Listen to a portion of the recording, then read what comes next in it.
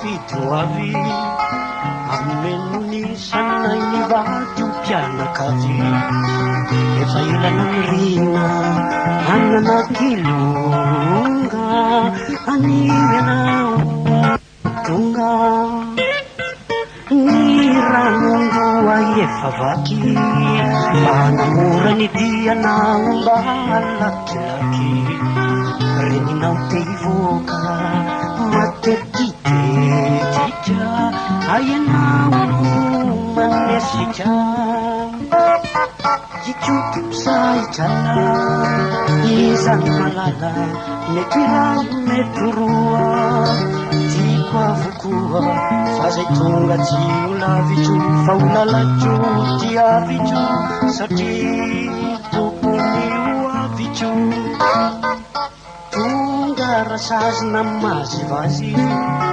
hoe aiza taitrenao rangafio mandeo azy rehefa nitsapa izy dia nilaza efa kaji akajiny zaza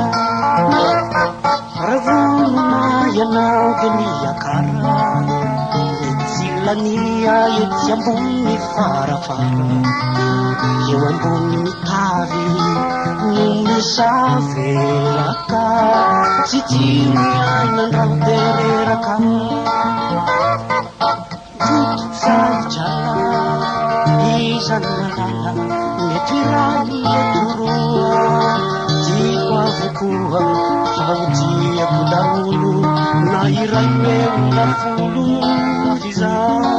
vononan'olokolo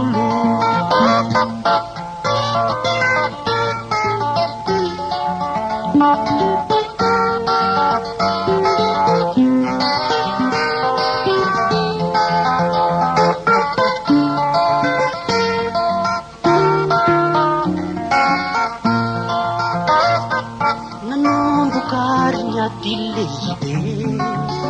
ny fanenany nenignoany sisare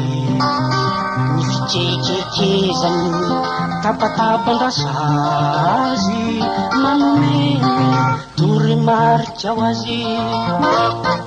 izao nandositra tsy sanijery halao izy io ao halao iajery tany andala tsara ny some biseby kinisy ny kebikeby aota fa vokany ve asare izy amembola tsy zatra ndro maratra fa nisatro ny zarazara ny andrizay anjarana oratsina tsara ny voa ny varavarana totomeria nanarangarana ny fitsitry ny meny no nitsenay izy hoe kambana vavy solay azakazaka nanorokanyny mijery reto kambana tsy nahateny iray matenaina ro indray notamy afaliana tsy siotry zany